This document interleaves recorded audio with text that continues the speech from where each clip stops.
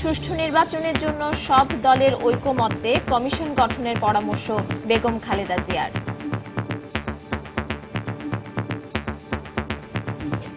সকল রাজনৈতিক দলের ঐকমত্যের ভিত্তিতে নির্বাচন কমিশন গঠন করতে হবে। বিএনপি চেয়ারপারসনের বক্তব্য অন্তঃসারশূন্য বলল Awami League. Follow the constitution. সব সমাধান সংবিধান 118 আর্টিকেল। দেখছিলেন প্রধান শিরোনাম। সন্ধ্যা সময়ের সঙ্গে আছি আমি পারমিতাহীন এবং আমি আসাদ আজম। এবার অন্যান্য শীর্ষ সংবাদ। নারায়ণগঞ্জে সিটি নির্বাচনে মনোনয়নপত্র সংগ্রহ করছেন আগ্রহী প্রার্থীরা। আবারও স্থানীয় আওয়ামী লীগের বিরোধ, দ্বন্দ্বের সুবিধা কাজে লাগাতে চায় বিএনপি।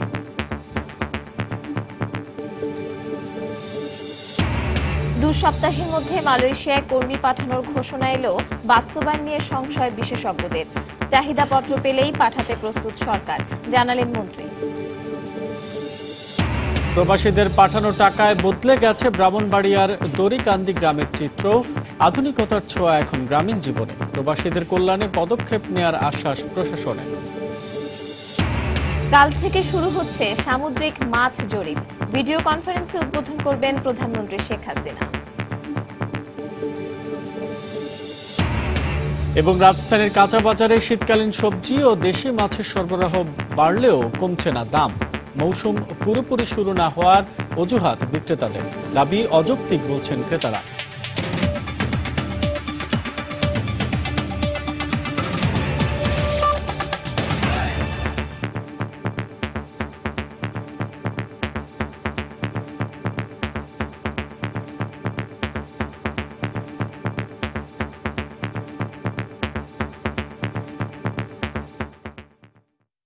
সুষ্ঠু নির্বাচনের জন্য সৎ, যোগ্য ও নিরপেক্ষ কমিশনের কোনো বিকল্প নেই জানিয়ে বিএনপি চেয়ারপারসন বেগম খালেদা জিয়া বলেছেন, স্বাধীনতার পরে জাতীয় সংসদে প্রতিনিধিত্ব করেছে এমন সব রাজনৈতিক দলের সমন্বয়ে একটি শক্তিশালী নির্বাচন কমিশন গঠন করতে হবে।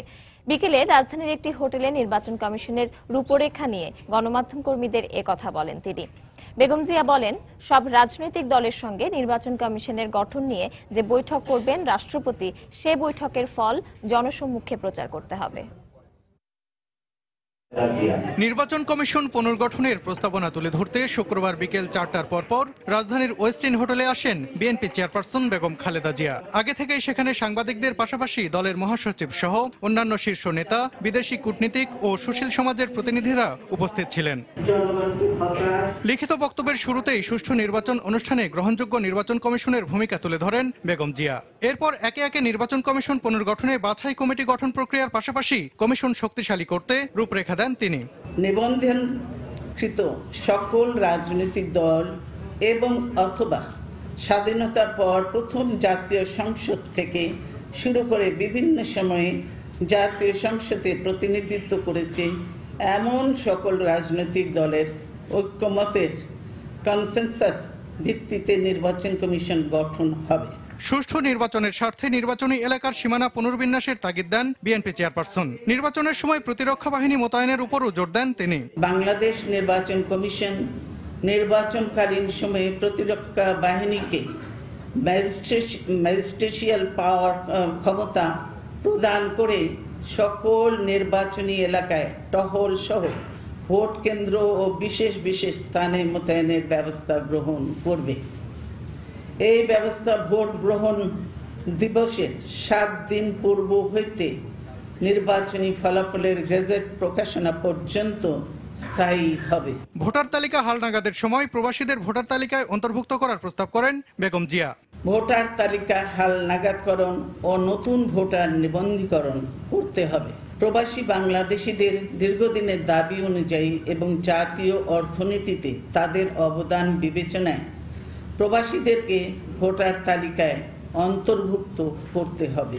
ভবিষ্যতে বিএনপির পক্ষ থেকে নিরপেক্ষ নির্বাচনকালীন সহায়ক সরকারের রূপরেখাও তুলে ধরার কথা জানান বেগম খালেদা জিয়া। সালাউদ্দিন সুমন, সময় সংবাদ, ঢাকা। বিএনপি চেয়ারপারসন বেগম খালেদা জিয়ার বক্তব্য অন্তঃসারশূন্য মন্তব্য করে আওয়ামী লীগের সাধারণ সম্পাদক ওবায়দুল কাদের বলেছেন, নির্বাচন কমিশন নিয়ে রাষ্ট্রপতির সিদ্ধান্তই চূড়ান্ত। সংবিধানের বাইরে গিয়ে আওয়ামী লীগ কিছু করবে না। বিকেলে রাজধানীর ধানমন্ডিতে আওয়ামী লীগ সভাপতির কার্যালয়ে বেগম জিয়ার বক্তব্যের প্রতিক্রিয়ায় এক ব্রিফিংয়ে ওবায়দুল কাদের একথা বলেন। বেগম খালেদা জিয়ার যে বক্তব্য, এটা চর্বিত চর্বণ, তথাকথিত নির্বাচন কমিশন সংস্কারের ফর্মুলা অন্তঃশ্বাস শূন্য এবং জাতির সাথে তামাশা ছাড়া আর কিছু নয়। বাংলাদেশের জনগণের উপর কিংবা প্রজাতন্ত্রের কর্মকর্তা কর্মচারী, পুলিশরা, বিজিবির প্রতি তার আস্থাহীনতার বহিঃপ্রকাশ। সংবিধান অনুযায়ী যে বিষয়গুলো এখানে আছে সেগুলো রাষ্ট্রপতির কাছে আমরাও বলবো, সেইভাবে করবেন তিনি। কিন্তু এইটা একটি জুরিসডিকশনটা অ্যাবসলিউটলি রাষ্ট্রপতি, মহামান্য রাষ্ট্রপতি কি করবেন এটা আমরা কাকে ডাকবেন না, এটা it is up to him. Will follow the constitution. সব সমাধান সংবিধান 118 আর্টিকেল। ছুটির দিনে নারায়ণগঞ্জে নির্বাচন কমিশনের অফিসে সম্ভাব্য প্রার্থীদের আনাগোনা কম হলেও এলাকায় এলাকায় নির্বাচন নিয়ে ভোটারদের আগ্রহ এখন তুঙ্গে। শুধু সম্ভাব্য মেয়র প্রার্থীরাই নয়, আলোচনায় গুরুত্ব পাচ্ছেন কাউন্সিলর প্রার্থীরাও। নিজ নিজ এলাকায় সন্ত্রাস, মাদক, ইফটিজিং সহ বিভিন্ন সমস্যার সমাধানে কাউন্সিলর প্রার্থীদের জোরালো পদক্ষেপ চান তারা। যে কোনো কারণেই হোক নারায়ণগঞ্জ সিটি কর্পোরেশনে নির্বাচনের সব আলো কেড়ে নিয়েছেন সম্ভাব্য মেয়র প্রার্থীরাই। এ নিয়ে ভোটারদের মধ্যে তুমুল আগ্রহ থাকলেও এলাকা ভিত্তিক বিভিন্ন সমস্যার সমাধানে তারা তাকিয়ে আছেন কাউন্সিলর প্রার্থীদের দিকেই। মেয়র পদে দলীয় প্রভাব থাকলেও কাউন্সিলর পদে প্রার্থীদের ব্যক্তিগত যোগ্যতাকে গুরুত্ব দিচ্ছেন তারা। কাউন্সিলরের পারে কি এলাকা ভিত্তিক যে সমস্যাগুলো ওনারাই সলভ করতে পারে। মেয়র কিন্তু চাইলেই সরাসরি আসে কাজ করতে পারে না, ওনাদের মাধ্যমে কিন্তু কাজগুলো করতে হবে। গ্রহণযোগ্য ব্যক্তি কাউন্সিল নির্বাচিত হয়, তাইলে আপাময় জনসাধারণের সকল সমস্যা সেই ব্যক্তির দ্বারাই সমাধান দেওয়া সম্ভব। জন্ম নিবন্ধন বিভিন্ন সমস্যা থাকতে পারে, একটা কাউন্সিলর গিয়ে পাওয়া যায় না, ভোগান্তি স্বীকার করে, একটা ভালো কাউন্সিলর চাই। ভোটারদের মনোভাব বুঝে সেভাবেই নির্বাচনী কৌশল ঠিক করছেন বিভিন্ন ওয়ার্ডের সম্ভাব্য কাউন্সিলর প্রার্থীরা। স্থানীয় বিভিন্ন ইস্যু নিয়েই ভোটারদের কাছে যাওয়ার প্রস্তুতি নিচ্ছেন তারা। মাদক এবং সন্ত্রাসের বিরুদ্ধে আমাদের কাজ করতে হবে। এবার আমরা স্বাস্থ্য এবং শিক্ষাকে প্রাধান্য দিতে চাই।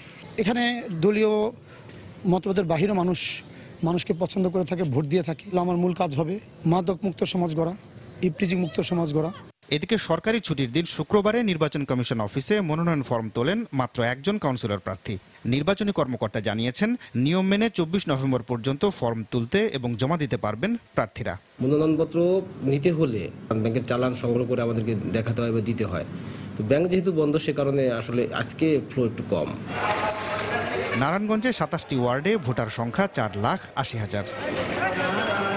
নারায়ণগঞ্জ সিটি কর্পোরেশন নির্বাচনে মনোনয়নপত্র বিক্রির প্রথম দুদিনে মেয়র পদে মনোনয়ন সংগ্রহ করেছেন মাত্র একজন। তবে কাউন্সিলর এবং সংরক্ষিত নারী কাউন্সিলর পদে মনোনয়নপত্র সংগ্রহ করেছেন 113 জন। এলাকার ভোটাররা বলছেন, মেয়র পদ নিয়ে সকল আলোচনা এবং উত্তেজনা তুঙ্গে উঠলেও যোগ্য প্রার্থীকে কাউন্সিলর বানানোর ক্ষেত্রেও গুরুত্ব দিচ্ছেন তারা। তাফসির বাবু, সময় সংবাদ, নারায়ণগঞ্জ। এদিকে নারায়ণগঞ্জ সিটি নির্বাচনকে ঘিরে আবারও সামনে এসেছে আওয়ামী লীগের স্থানীয় বিরোধ। যদিও মনোনয়ন নিয়ে পরস্পর বিরোধী অবস্থানে থাকলেও আপাতত দলীয় সিদ্ধান্তের বাইরে যাবার কথা ভাবছেন না দলটির সমর্থক কোনো প্রার্থী। এই অবস্থায় বিএনপি নেতারা মনে করছেন, আওয়ামী লীগের অভ্যন্তরীণ বিবাদ বিএনপির জন্য সহায়ক হবে। রাশেদ লিমনের রিপোর্ট। স্থানীয় রাজনীতি বরাবরই আলোচনায় রাখে নারায়ণগঞ্জকে, আর কোনো নির্বাচন এলে তো কথাই নেই। ব্যতিক্রম নয় এবারের সিটি নির্বাচনও। বর্তমান মেয়র আসছে এ নির্বাচনে মাঠে থাকার আভাস দিলেও দলের বর্ধিত সভা শেষে তাকে ছাড়াই 3টি নাম প্রস্তাব করে জেলা আওয়ামী লীগ। এই তালিকায় মেয়রের নাম না থাকলেও কেন্দ্রের সিদ্ধান্তে নৌকা প্রতীক পেতে আশাবাদী তিনি। তবে দলীয় মনোনয়ন না পেলেও নৌকার সঙ্গে থাকবেন মেয়র। গতবারের সিচুয়েশন দলীয় সমর্থন প্রাপ্ত, এবার কিন্তু দল নমিনেশন দিবে। সুতরাং আমি যদি দলের নিয়মকানুন মানি, আমি তো দলের বাইরের কেউ না, বা দলের বাইরে যেতে পারবো না। আনোয়ার সাহেবকে যদি দল চয়েস করে, তাহলে আমাকে তাকেই সমর্থন দিতে হবে। এদিকে বর্তমান মেয়র দলের জন্য তেমন কিছু দিতে পারেনি বলে অভিযোগ করলেন মহানগর সভাপতি। সে দলের জন্য কোনো শ্রম দেয় নাই। তাকে বারবার বলেছি, অনেক চেষ্টা, অনেক বিরাট বড় একটা শক্তির বিরুদ্ধে তোমাকে লড়াই করে আজকে আওয়ামী লীগ বানিয়ে তোমাকে আমি তোমার জন্য পরিশ্রম করেছি। তুমি আমার পার্টি অফিসে আসো। শেখ হাসিনা যদি আমাকে মনোনয়ন দেয়, আমি সেই নির্বাচনটা করার জন্য মন মানসিকভাবে প্রস্তুত। তবে মাঠে নৌকা প্রতীক নিয়ে একজন থাকলেও ক্ষমতাসীনদের দৃশ্যমান বিভক্তি ব্যালট বাক্সে প্রভাব ফেলবে বলে মনে করে বিএনপি। দলীয় প্রার্থী নিয়ে চূড়ান্ত সিদ্ধান্ত না হলেও বিরোধী শিবিরের এই অন্তর্কোন্দল বিএনপির জন্য সহায়ক হবে বলে মনে করেন জেলা বিএনপি সভাপতি। আমি আওয়ামী লীগের কোনো ফ্যাক্টর মনে করি না, কোনো সময় কোনো বিষয় ফ্যাক্টর মনে করি না। যোগ্যতা, গণভিত্তি, এটা নারায়ণগঞ্জের লোক বলতে পারবে যে কার কতটুকু গণভিত্তি আছে। তবে সবকিছু ছাপিয়ে প্রতিযোগিতার এক নির্বাচনের অপেক্ষায় এই নগরবাসী। রাশেদ লিমন, সময় সংবাদ, নারায়ণগঞ্জ। সন্ধ্যার সময় আরো থাকছে। সিলেটের মালনী ছড়ার চা বাগানের দায়িত্বে ভুয়া ডাক্তার ব্যবহার করছেন বিভিন্ন চিকিৎসকের রেজিস্ট্রেশন নম্বর, কিছুই জানেন না জেলা সিভিল সার্জন।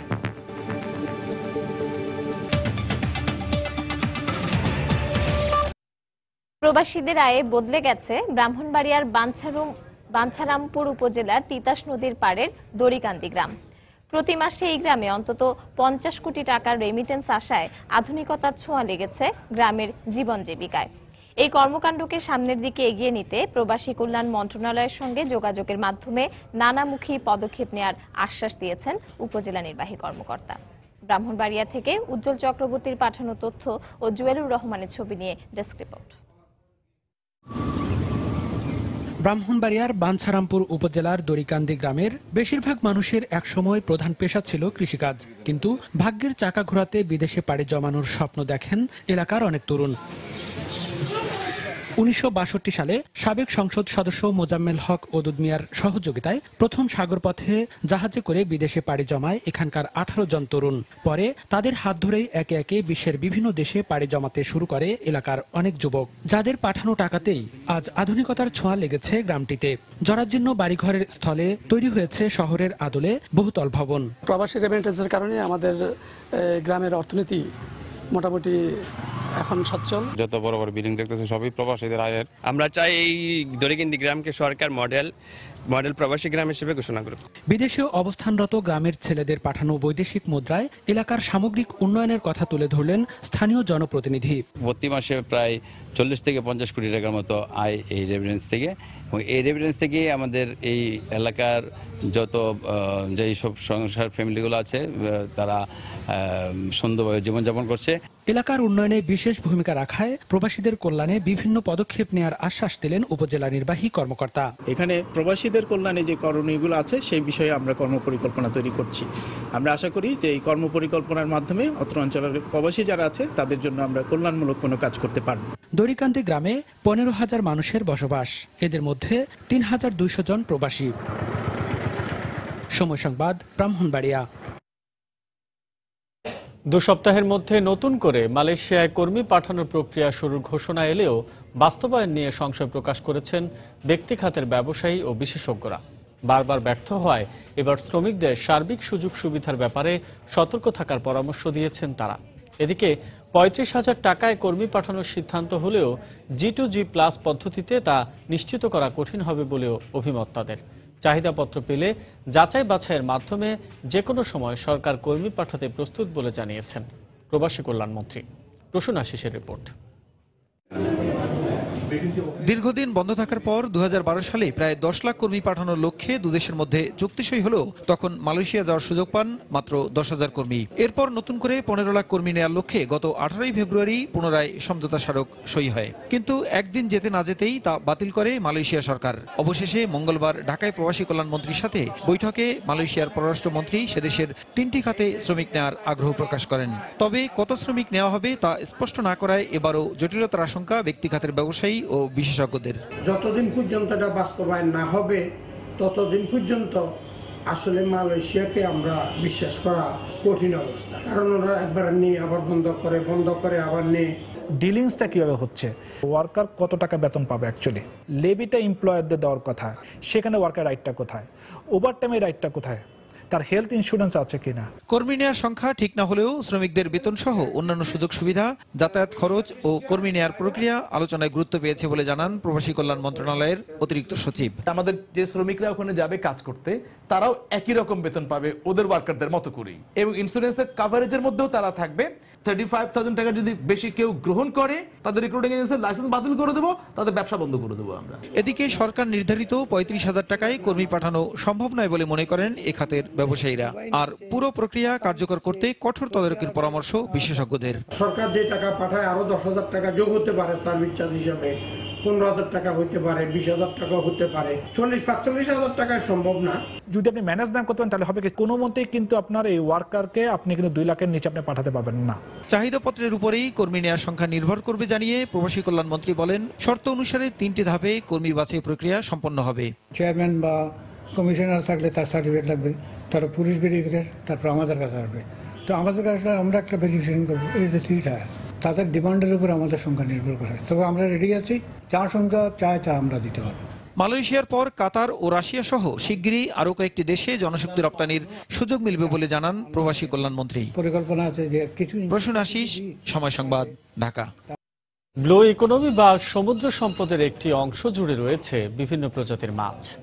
বাংলাদেশের সমুদ্র সীমায় কি পরিমাণ ও কত প্রজাতির সামুদ্রিক মাছ রয়েছে তা অনুসন্ধানে জরিপ শুরু করছে সরকার। আগামীকাল ভিডিও কনফারেন্সের মাধ্যমে চট্টগ্রাম থেকে জরিপ কাজের উদ্বোধন করবেন প্রধানমন্ত্রী। জরিপের মধ্য দিয়ে দেশের মৎস্য খাত সমৃদ্ধ হবে বলে মনে করছেন বিশেষজ্ঞরা। তবে টেকসই জরিপের জন্য বিশেষজ্ঞ কমিটি গঠনের পরামর্শ দিয়েছেন তারা। বিস্তারিত জানাচ্ছেন কাজল আব্দুল্লাহ। বিশ্বে আগামী দিনে অর্থনৈতিক সম্পদের অপার সম্ভাবনাময় ক্ষেত্র হিসেবে দিন দিন বেশ আলোচিত হয়ে উঠছে ব্লু ইকোনমি বা সমুদ্র অর্থনীতি। উন্নত দেশগুলো ইতিমধ্যে তাদের সমুদ্র সীমায় সম্পদ অনুসন্ধান ও আহরণ শুরু করেছে। দেরিতে হলেও বাংলাদেশ সরকারও গ্রহণ করেছে বিভিন্ন পদক্ষেপ। এরই অংশ হিসেবে বাংলাদেশের সমুদ্র এলাকায় মৎস্য সম্পদের পরিমাণ ও অবস্থান জানতে নিয়ে আসা হয়েছে আরভিমিন সন্ধানী নামের একটি জরিপ জাহাজ। 4 জন বিশেষজ্ঞের নেতৃত্বে প্রথম দফায় আগামী বছরের এপ্রিল পর্যন্ত 10 থেকে 12 দিনের 6টি ক্রুজিং চালানো হবে। মৎস্য অধিদপ্তর জানিয়েছে এসব অঞ্চলে প্রথমেই জরিপ করা হবে চিংড়ির উপর। এই জরিপের মাধ্যমে সঠিক তথ্য নিয়ে সমুদ্রের মৎস্য আহরণ এটার আমরা পদক্ষেপ নিচ্ছি এবং এই ব্যাপারে আমরা আগামী বছর থেকেই কার্যকর ভূমিকা নিয়ে এগিয়ে যেতে পারবো। 3টা স্টেজে আমরা ভাগ করেছি আমাদের ক্রুজিং প্ল্যানটাকে। প্রথমে আমরা চিংড়ি অ্যাসেস করব, দ্বিতীয় পর্যায়ে আমরা করব হচ্ছে পেলাজিক বা ভাসমান যে মাছ, আর তৃতীয় পর্যায়ে আমরা হচ্ছে ডেমারসাল, যেটা মানে আপনার উঁচু স্তরে থাকে না, একটু গভীরে থাকে। সরকারের এই পদক্ষেপ নেয় বাংলাদেশের মৎস্য খাত অনেকটাই এগিয়ে যাবে বলে মনে করছেন সংশ্লিষ্টরা। তবে টেকসই জরিপের জন্য বিশেষজ্ঞদের নিয়ে কমিটি গঠনের পরামর্শ তাদের। সবচেয়ে বেটার সুবিধা হবে যে আমাদের বর্তমানে আমাদের মৎস্য সম্পদের যে মজুদটা আছে সেটা কি পরিমাণ আছে এটা নির্ধারণ করা যাবে। আমরা ঢাকা বিশ্ববিদ্যালয় এবং চট্টগ্রাম বিশ্ববিদ্যালয়ের শিক্ষকরাই সমুদ্র নিয়ে বেশি গবেষণা করেন। তো আমার মনে হয় যে এই দুটো বিশ্ববিদ্যালয় থেকে যদি আপনার বেশি সংখ্যক রিসার্চার, গবেষক এবং শিক্ষক নিয়ে একটা কমিটি গঠন করা হয়, তাহলে পরে আমরা যে জরিপটা করব সেই জরিপটা সম্ভবত একটা ভালো কিছু আমরা বের করে নিয়ে আসতে পারবো। ভারত ও মিয়ানমারের সঙ্গে বিরোধ নিষ্পত্তির পর 1,18,813 বর্গ কিলোমিটার টেরিটোরিয়াল সমুদ্র অঞ্চল অর্জনের মধ্যে 200 নটিক্যাল মাইল অর্থনৈতিক এবং চট্টগ্রাম উপকূল থেকে 354 নটিক্যাল মাইল পর্যন্ত মহীশোপানের তলদেশে অবস্থিত সব ধরনের প্রাণীজ ও অপ্রাণীজ সম্পদের ওপরও অধিকার নিশ্চিত করেছে বাংলাদেশ। কাজল আব্দুল্লাহ, সময় সংবাদ, ঢাকা। সন্ধ্যার সময় আরো থাকছে। ভারতের নোট বাতিলের সিদ্ধান্ত প্রত্যাহারের বিরোধী দলীয় দাবি নাকচ সরকারের। পাইকারি বাজারগুলোতে কেনাবেচায় মন্দা। এবং বিপিএলে তাসকিন ও মোহাম্মদ নবীর নৈপুণ্যে রাজশাহী কিংসকে 19 রানে হারালো চিটাগাং ভাইকিংস। রংপুর রাইডার্সের বিপক্ষে ব্যাট করছে কুমিল্লা ভিক্টোরিয়ান্স।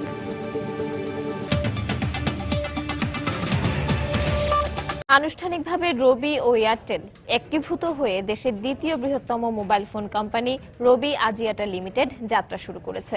বর্তমানে কোম্পানির গ্রাহক সংখ্যা 3 কোটিরও বেশি। একীভূত হলেও এয়ারটেল গ্রাহকরা নম্বর পরিবর্তন না করেই নতুন সব সুবিধা পাবেন বলে জানিয়েছে রবি। অপরদিকে বাংলাদেশ টেলিযোগাযোগ নিয়ন্ত্রণ কমিশন বিটিআরসি এই প্রক্রিয়াকে স্বাগত জানিয়ে বলছে এতে টেলিকম খাতে একচেটিয়া ব্যবসা কমবে। বাড়বে গ্রাহক সেবার মান। তানিন মেহেদির রিপোর্ট। 1 বছর ধরে নানা জল্পনা কল্পনা ও বিভিন্ন প্রক্রিয়া শেষে একীভূত হলো দেশের অন্যতম মোবাইল ফোন অপারেটর রবি ও এয়ারটেল। বুধবার থেকে আনুষ্ঠানিকভাবে এয়ারটেল বিলুপ্ত হয়ে রবির অংশ হয়ে যায়। নতুন যাত্রায় রবির বর্তমান গ্রাহক 3,22 লাখে দাঁড়িয়েছে। সংখ্যায় দেশের দ্বিতীয় বৃহত্তম মোবাইল ফোন অপারেটর। রবি বলছে গ্রাহক বাড়লেও কোনো ধরনের ভোগান্তিতে পড়তে হবে না তাদের, বরং গ্রাহকরা এখন থেকে আরো বাড়তি নেটওয়ার্ক কভারেজ সুবিধা পাবেন। কাস্টমার স্যাটিসফ্যাকশন দিতে গেলে কিন্তু আমাদের আরো অনেক স্পেকট্রাম দরকার ছিল। আমরা যদি কারেন্টলি বলি রবি এবং এয়ারটেলের, তাদের কিন্তু সাফিসিয়েন্ট স্পেকট্রাম ছিল না বেস্ট কোয়ালিটি সার্ভিস এনশিওর করার জন্য। এই মার্জারের ফলে আমরা কিন্তু বেস্ট কোয়ালিটি সার্ভিস দিতে পারবো। এয়ারটেল কাস্টমার আছে তাদের কিন্তু কাভারেজ প্রায় 45% বেড়ে যাবে। রবির কাস্টমার বেসের প্রাইস বেনিফিট পাবে, on the top of that additional coverage পাবে। অপরদিকে বাংলাদেশ টেলিযোগাযোগ নিয়ন্ত্রণ কমিশন বিটিআরসির মতে কোম্পানি দুটি একীভূত হওয়ায় গ্রাহক সেবা বাড়ার পাশাপাশি টেলিকম খাতে কমবে একচেটিয়া ব্যবসাও। গ্রাহক এটাতে উপকৃত হবে, কারণ একটা সুস্থ প্রতিযোগিতা হবে। ইনফ্যাক্ট এখানে এই মার্কেটটা একটা ভারসাম্যহীন একটা বাজার ছিল। 016 যেটা এয়ারটেল, এটা আপাতত 2 বছর পর্যন্ত ওনারা এটা চালাতে পারবেন। পরে যদি মনে হয় যে এটা আরও প্রয়োজন, সেটা কমিশন সিদ্ধান্ত নিতে পারবে। বাট শেষ পর্যন্ত 016 এটাকে 018 একসময় হয়তো কনভার্ট করতে হতে পারে। 1997 সালে মোবাইল ফোন অপারেটর এয়ারটেল যাত্রা শুরু করে 2010 সালে মালিকানা ও নাম পরিবর্তন করে হয় রবি। অপরদিকে 2007 সালে ওয়ারিদ টেলিকম যাত্রা শুরুর পর 2010 সালেই মালিকানা ও নাম পরিবর্তনের মাধ্যমে এয়ারটেল হয়ে যায়। তানিন মেহেদি, সময় সংবাদ, ঢাকা। সিলেটের মালনীছড়া চা বাগানের দায়িত্বে রয়েছেন একজন ভুয়া ডাক্তার। সময় সংবাদের অনুসন্ধানে চাঞ্চল্যকর তথ্য বেরিয়ে এসেছে। মহসিন তারেক গাজী নামের ব্যক্তিটি রাজশাহী মেডিকেল কলেজ থেকে এমবিবিএস ডিগ্রি নিয়েছেন দাবি করলেও সিলেটের বিএম এর সভাপতি বলেছেন দেশে এ নামে কোনো ডাক্তার বিএমডিসির রেজিস্ট্রেশনে নেই। তবে তিনি বিভিন্ন সময় তার প্যাডে বিএমডিসির বিভিন্ন ব্যক্তির রেজিস্ট্রেশন নম্বর ব্যবহার করে চালিয়ে যাচ্ছেন চিকিৎসা পেশা। জেলা সিভিল সার্জন জানান এ ব্যাপারে কিছুই জানেন না তিনি। বিস্তারিত আব্দুল আহাদের রিপোর্টে, ক্যামেরায় ছিলেন নৌশাদ আহমেদ চৌধুরী। জালিয়াতির দায়ে পলাতক শিল্পপতি রাগিব আলীর মালিকানাধীন মালনীছড়া চা বাগান হাসপাতালের চিকিৎসক তিনি। এনআইডি কার্ডে তার নাম মহসিন তারেক, তবে চিকিৎসা কাজে ব্যবহার করেন ডাক্তার মহসিন তারেক গাজী। তার দাবি রাজশাহী মেডিকেল কলেজ থেকে এমবিবিএস পাশ করে বিএমডিসির 60996 রেজিস্ট্রেশন নিয়ে 12 বছর ধরে চালিয়ে যাচ্ছেন চিকিৎসা পেশা।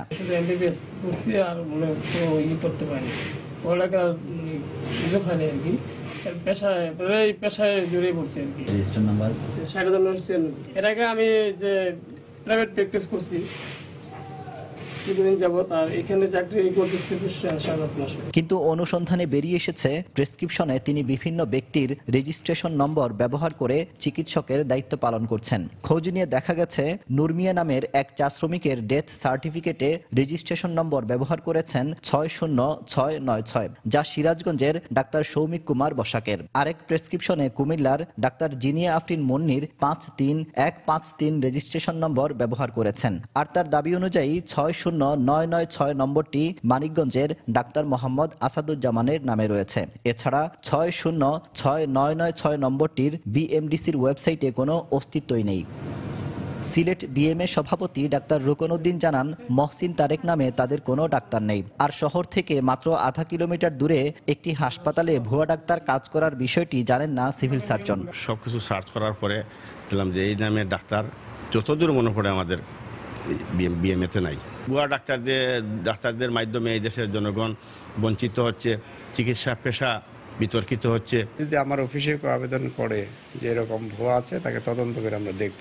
এই কথিত ডাক্তারের সেবা নিতে হাসপাতালে চা শ্রমিক, নারী, শিশু, বৃদ্ধাদের এমন লম্বা লাইন। তবে তাদের অভিযোগ তার দেয়া ওষুধ খেলে কোনো কাজই হয় না। বেজান ওষুধ খাচ্ছে কিন্তু ওষুধের কোনো খাবার দিচ্ছে না। 2 মাস ধরে ডাক্তারের চিকিৎসা করাই না। ডাক্তারে কইলে যে এটা ঠিক করে দিব আমরা, কিন্তু খালি ওষুধের উপরে ওষুধ। 10টার সময় ডাক্তারে খবর দিয়া পাঠাইছি, ডাক্তার গেছে গিয়া ইনজেকশনটা কোমরে দিছে। এখন আমার একদম পাগলের মতন লাগে। সময় সংবাদের হাতে আসা একটি কপিতে দেখা যায় 2014 সালে মহসিন গাজীকে ভুয়া ডাক্তারের অভিযোগে হবিগঞ্জের নবীগঞ্জে আটকের পর মোবাইল কোর্ট সাজা দেয়।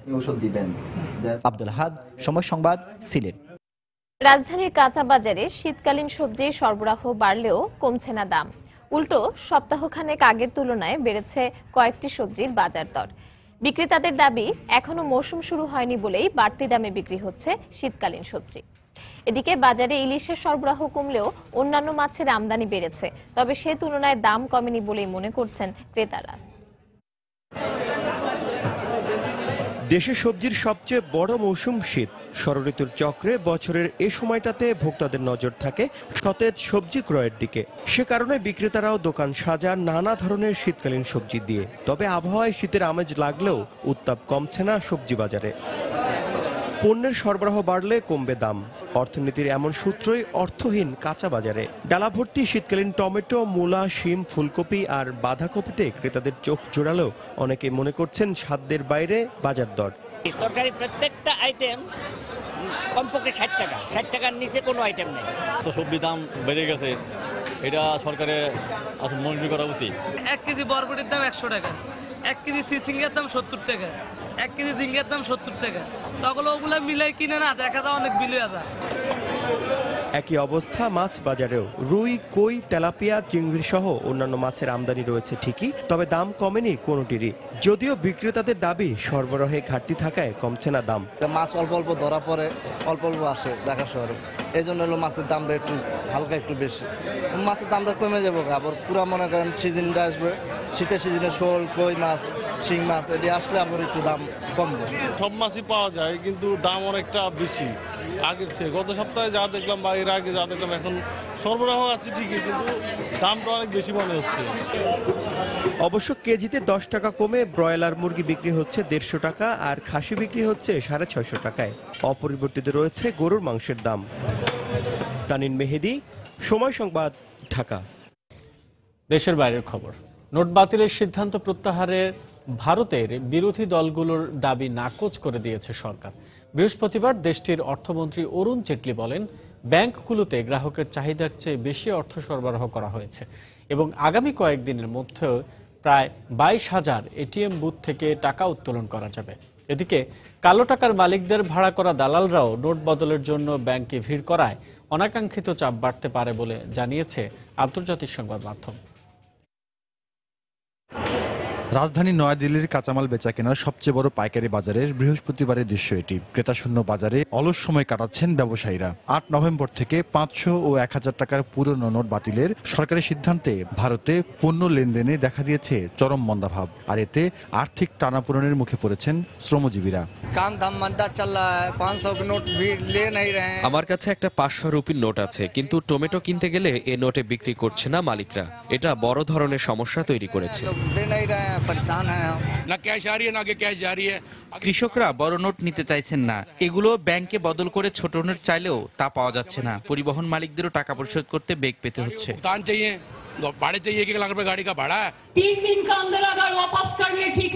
এমন অবস্থায় নোট বাতিলের সিদ্ধান্ত প্রত্যাহারে বৃহস্পতিবার সরকারকে 3 দিনের আলটিমেটাম দেন পশ্চিমবঙ্গের মুখ্যমন্ত্রী মমতা বন্দ্যোপাধ্যায়। তবে এ দাবি নাকচ করে অর্থমন্ত্রী অরুণ জেটলি বলেছেন, কালো টাকার বিরুদ্ধে সরকারের এই লড়াইয়ে একাত্মতা প্রকাশের পরিবর্তে অসহযোগিতামূলক আচরণ করছে বিরোধী দলগুলো।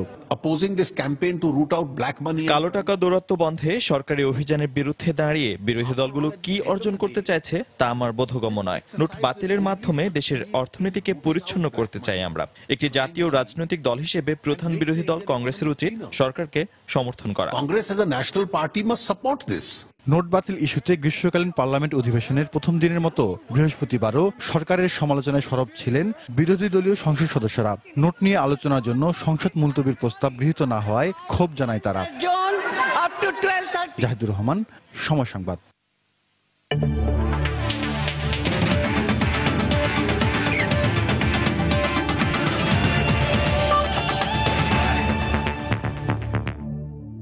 বিপিএল ক্রিকেটের খবর। 4 ম্যাচ পর জয়ের দেখা পেল চিটাগাং ভাইকিংস। মোহাম্মদ নবীর ব্যাটিং তাণ্ডবের পর তাসকিন আহমেদের ক্যারিয়ার সেরা 5 উইকেটে রাজশাহীকে 19 রানে হারিয়েছে তামিম ইকবালের দল। আগে ব্যাট করে 5 উইকেটে 190 রান করে চিটাগাং। জবাবে 171 রানে শেষ হয় রাজশাহীর ইনিংস। আলামিন হোসেন ও আবুল হাসান রাজুর পর তৃতীয় বাংলাদেশি হিসেবে বিপিএলে 5 উইকেট নেয়ার কীর্তি গড়েন তাসকিন। ম্যাচ সেরা হয়েছেন মোহাম্মদ নবী। টস হেরে ব্যাট করতে নেমে দলীয় 17 রানে মিরাজের শিকার হয়ে আউট হন তামিম। ভালোই খেলতে থাকা ডোয়াইন স্মিথকে ফেরান আবুল হাসান রাজু। ইলিয়ট জহুরুল ইসলাম দ্রুত ফিরে গেলেও এনামুল বিজয় ও মোহাম্মদ নবীর ব্যাটে বড় সংগ্রহের দিকে যেতে থাকে চিটাগাং। পঞ্চম উইকেটে তারা যোগ করেন 105 রান। বিজয় 50 রানে আউট হলেও 6টি করে 4-6-37 বলে 87 রানে অপরাজিত থাকেন নবী। শেষ পর্যন্ত চিটাগাংয়ের স্কোর দাঁড়ায় 190 রান। জবাবে মুমিনুল জুনায়েদের ব্যাটে ভালো সূচনা করলেও তা ধরে রাখতে পারেন রাজশাহী। মুমিনুল 22 রানে আউট হন। এবারের আসরে প্রথম ম্যাচেই দারুণ খেলেন জুনায়েদ সিদ্দিকী। 38 রানে তিনি ফিরে গেলেও উইকেটে ছিলেন গেল ম্যাচের সেঞ্চুরিয়ান সাব্বির রহমান। তবে ব্যক্তিগত 46 রানে সাব্বির আউট হবার পর তাসকিনের আগুনে বোলিংয়ের সামনে আর কেউ দাঁড়াতেই পারেনি।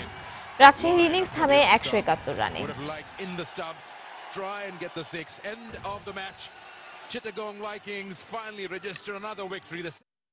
দর্শক, বাংলাদেশ প্রিমিয়ার লিগ ক্রিকেটে দিনের দ্বিতীয় ম্যাচে রংপুর রাইডার্সের বিপক্ষে টস হেরে ব্যাট করছে কুমিল্লা ভিক্টোরিয়ান্স।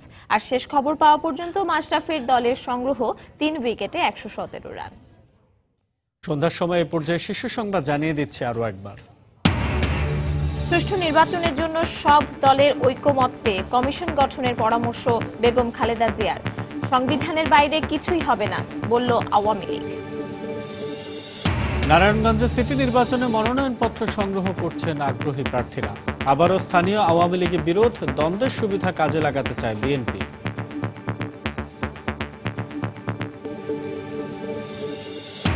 দু সপ্তাহের মধ্যে মালয়েশিয়ায় কর্মী পাঠানোর ঘোষণা এলেও বাস্তবায়ন নিয়ে সংশয় বিশেষজ্ঞদের।